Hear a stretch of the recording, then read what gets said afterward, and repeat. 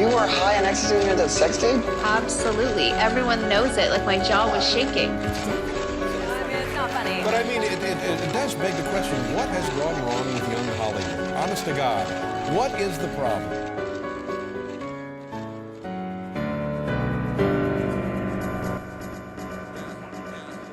Juicy sweatsuits, doing lines in the restroom. All y'all dressed to impress who?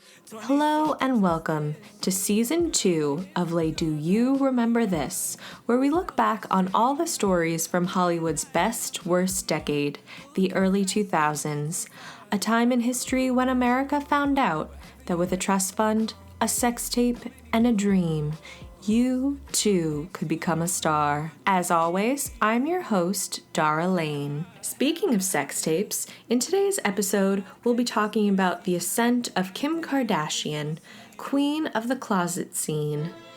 Kim's is a Cinderella story if Cinderella's dad died instead of her mother and left her with a huge inheritance, and if her fairy godmother was a momager and at midnight both of Cinderella's butt cheeks turned into pumpkins.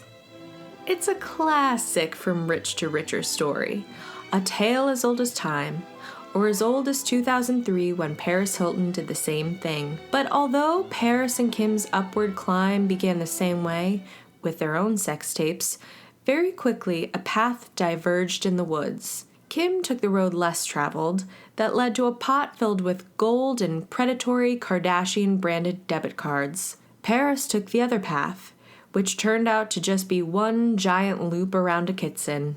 After the soles of her Ugg boots wore down the soil beneath her, she was engulfed in a sinkhole and spit back out of the earth into a DJ booth in Ibiza. Kim Kardashian might have surpassed Paris in relevancy and fame, but it was Paris who first forged the trail. Kim and Paris knew each other for most of their lives because Kim went to the same school as most of the Brentwood rich kids of the early 90s. During their teen years, Paris was partying and getting into trouble. Meanwhile, at 16, Kim was working in retail until she started her own successful eBay business. So basically, they were both laying the groundwork of their future careers. Kim's first big sale was 5 pairs of Manolo Blahniks. Kim saw Jennifer Lopez wearing them in one of her videos, and she figured that they might become a hot commodity. She called up the local Manolo Blahnik store and found out they had 5 pairs left in stock. Her father loaned her the money for the shoes that cost $700 each. She ended up selling each pair on eBay for $2,500. This is a really great example of how rich kids get the opportunity to get richer that the rest of us don't get. If I had rich parents to invest in my denim purse business I tried to start in the 8th grade, who knows where I'd be right now. I'd sure as shit not be making podcasts for free, I'll tell you that much. You should have seen these purses. They were made from the top, waist, and pocket area of a pair of jeans. It was like you had jeans on your butt and hanging over your shoulder. Very cool stuff. I commissioned a few bags for friends and acquaintances, but the hard truth is that no matter how great a product is, you need capital to get your startup to the next level. That's Shark Tank 101. But Kim had capital, and ambition, and obsessive-compulsive tendencies that inspired her to expand her business into closet organizing. She told Player magazine in 2006, quote, "My closet business came about when I was at my godparents' house, Sugar Ray Leonard and his wife Bernadette. Bernadette's closet was massive and had so much stuff in it. I said to her, 'You really need to clean out your closet.' Well, we spent the whole night doing that." Kim convinced Bernadette to sell the designer clothing on eBay rather than throwing it away. Kim became the closet organizer to the stars, which is one way of looking at it. Another way to look at it is she was getting paid under the table by her parents' friends to color coordinate their blouses and take garbage bags filled with clothes to the Goodwill. Her other clients included Rob Lowe, Brandy, Cindy Crawford, Kenny G, Nicole Richie, and of course, her friend Paris Hilton. As Kim put it, staying on top of Paris's closet was a difficult undertaking because she was a compulsive shopper. Once Kim was finished going through all of her clothes, Paris had already filled up her garage with racks and racks of new clothing. Here's a clip of Kim organizing Paris's closet on an episode of The Simple Life. I love this closet. It's so good. What's going on with it? That is if I ever go to India outfit. Really? Yes. Are you planning on going? Yes. But don't you have to, like, cover up everything? You're not allowed to show any of your hair. You would have to Your hair? your hair. It's like a law. Are you allowed to have blonde hair? Even if you travel there, you really have to do this? I think so. Or you'll get like shot or something. That's hot. By 2004, Kim's business had evolved to include personal shopping and fashion styling, which is crazy because back then Kim dressed like any other basic early 2000s mall rat with an express gift card she got in her Christmas stocking. Then, in July 2006, she opened up her clothing store Dash with her sisters Chloe and Courtney. After that, Paris allowed Kim to step out of the closet and into the limelight. The first time Kim walked the red carpet with Paris was in Santa Monica at the 3rd annual Lakers Casino Night. Paris needed someone to join her now that she and her ex-BFF Nicole Richie were no longer friends. From then on, she became a fixture in the celebutante scene. Kim told Rolling Stone in 2015, quote, "We'd go anywhere and everywhere just to be seen. We knew exactly where to go, where to be seen, how to have something written about you. All you had to do is go to this restaurant or this party, talk about whatever you want to talk about, and it would be in the paper the next day." Which is exactly what happened when she went on a date with Nick Lachey of 98 Degrees in May 2006. Nick said in an interview to Details magazine, "Let's just say this. We went to a movie. No one followed us there. Somehow, mysteriously when we left, there were 30 photographers waiting outside." The move worked. Kim said in her book, Kardashian Confidential, quote, "The next night, I was out with Paris Hilton. We were in her car and paparazzi started taking pictures. Usually they would shout, 'Paris, Paris, Paris.' But they started yelling, 'Kim, Kim, Kim.'" Then, on August 25th, 2006, another late-night paparazzi incident elevated her another notch. In one of TMZ's first video, Tara Reid is seen at the velvet ropes of Hyde Lounge. A bouncer leans in and tells her that he won't be letting her inside for reasons we don't hear. Then Paris and Kim approach the doors arm in arm. As they stroll right in without any trouble, they ignore Tara, even though she and Paris used to be nightclub buddies. Tara was nightclub roadkill, and Paris and Kim just stepped over her body without a passing glance. It basically played out like a lost verse to the song What It's Like by Everlast. Paris would soon find out what it's like to have lost all of her relevancy, but the same can't be said for Kim. Soon after, Kim continued her quest for upward mobility when she started dating Nick Cannon. They were together from September 2006 to early 2007. During that time, there were rumblings about the existence of a sex tape between Kim and the singer Brandy's little brother Ray J. Nick, ever the fuckboy, is always very eager to talk about this experience on various news outlets. Here he is doing an interview for some YouTube channel called Vlad TV. Well, speaking of exes, Kim Kardashian is one of your exes. She is. And I talk about it, I talk about how we met and how we unmet and all of that stuff on the tape. Right, because I think you had mentioned before that you guys were cool until she denied that the sex tape was coming out. Yeah, man. I mean, it was an interesting run. But I was during the sex tape time, you know what I mean? And it was, people actually didn't really know who she was. She was kind of known as like, at the time, like a stylist that was working in Hollywood and, or Paris Hilton's best friend or my girl, you know what I mean? So we were trying to do a lot of stuff. I was encouraging them. It's like, yo, you guys could do a reality show. And I was like introducing them to different people and all that stuff like this because nobody knew who wait, so you could have been Ryan Seacrest. I actually...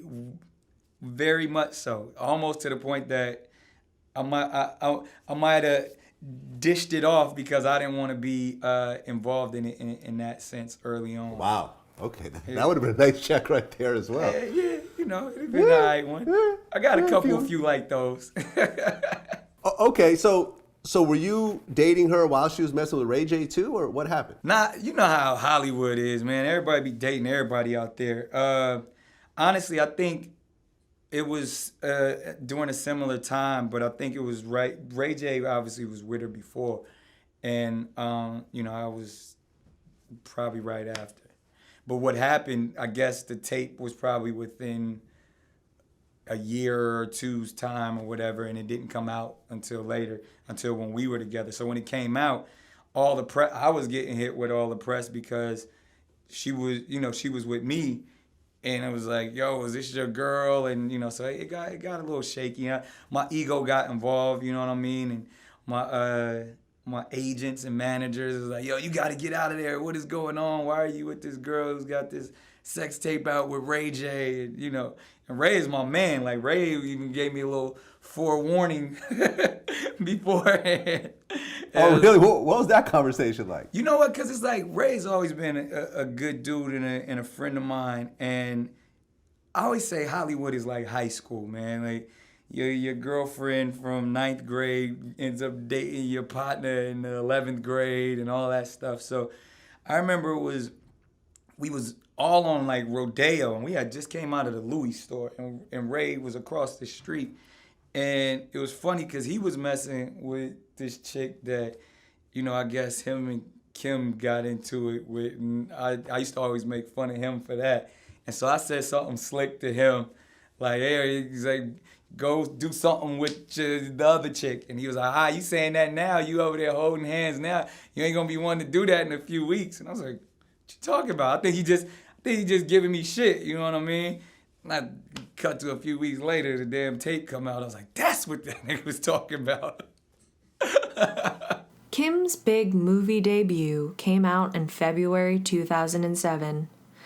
The 41-minute sex tape was called Kim Kardashian, Superstar. As far as porn video names go, that one leaves a lot to be desired. It's a little too presumptuous, not enough whimsy or wordplay. But we'd all find out soon enough that the presumption would turn out to be correct. So the question is, did Kim and her camp release the tape, or was she a victim? Kim has always maintained that it wasn't her. She sued Vivid Entertainment, the company that bought and disseminated the tape, and they ended up selling her the video for a reported $5 million. But was that just a way to make it more convincing that she was the victim? Ian Halperin, the writer of the unauthorized biography Kardashian Dynasty, says yes. He says that Vivid was in negotiations with Kim the entire time and didn't release the tape until they came to a financial agreement. Steve Hirsch, the CEO of Vivid, says that Kim and her mother weren't involved in negotiations. It was instead an unnamed third party. Of course, if Kim and Chris were involved in the negotiations, they could have easily stipulated in a contract that Vivid could never reveal that they were in on it. But an ex-girlfriend of Ray J says that this was all a part of his master plan to become famous, and Kim wasn't in on it. Like Paris with her sex tape, it was never proven either way whether or not Kim was a part of it. But also similar to Paris's experience 4 years earlier, the timing of the release was suspect. One Night in Paris leaked a week before The Simple Life premiered. Kim's sex tape came out about 6 months before Keeping Up with the Kardashians debuted. Either way, it seems as though Paris probably didn't believe that this wasn't orchestrated by Kim and Chris. She apparently had no empathy for Kim during the public shaming. Kim told Rolling Stone, quote, "I don't think she was that happy. We didn't really talk about it. I probably would have thought, oh my gosh, let me give her advice. But we had no communication. But our friendship had fizzled before that." Paris was likely pissed that Kim, her closet organizer, the help, was nipping at her heels. And it would only get worse for Paris. By the summer of 2007, The Simple Life had been canceled. Despite once being the queen of reality shows, Paris's position was about to be taken over by the queen of the closet scene. Paris would try her hand at other reality shows, but she could never recapture the magic that The Simple Life once had. As Paris slunk into the shadows, Kim was riding the wave of her newfound notoriety. In October, Keeping Up with the Kardashians premiered, and in December, Kim posed for Playboy.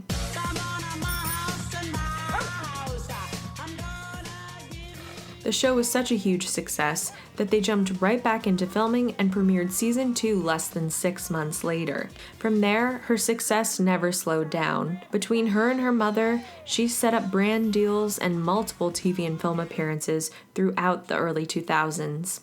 In 2009, she had a 4-episode arc on the show Beyond the Break on the Noggin Network, the same network that aired Degrassi: The Next Generation. Another notable appearance in 2009 was in a film called Deep in the Valley. It stars a soft-middled Chris Pratt as a guy who, through a magic video booth, gets sent into a world where everything is a porn flick. Something I'm sure his God-loving wife and her mom Maria Shriver are very thrilled about. It also stars the queen herself, Denise Richards, as some kind of hot sorority den mother. Kim makes a brief cameo as a bouncer at a strip club. To set the scene of this next clip, Chris Pratt and his friend talk to Kim, whose character's name is Summer Eve. You might not have guessed the man in the following audio is Chris Pratt because he's doing some kind of cultural appropriative accent. It's important to note he's also wearing grills on his teeth. Back the fuck up, bitch. Summer Eve. Hey, you know me. It's me. Look at my rumpa, huh? Rumpa thumper. There, and would you like a little bit of chicken? All right, Rumpa, my brother. That's right. And it's my boy, PB&J. We call him Hot Carl. He likes when girls poop on him. Tell her. I like it when girls poop on him. Very sick buck, but we fit in here, so girl, we just listen to music, saw the girls, so we come down and see what's crackling. Do I get a +1?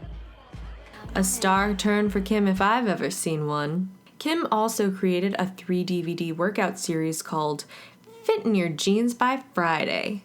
Someone should call the Better Business Bureau because if you don't fit into your jeans on Monday, some low-impact leg lifts will not get you into your jeans in time for your after-work drinks with your Bumble date at Macaroni Grill. This wasn't Kim's only product that dealt in shady business. In November of 2010, Kim and her sisters came out with the Kardashian card.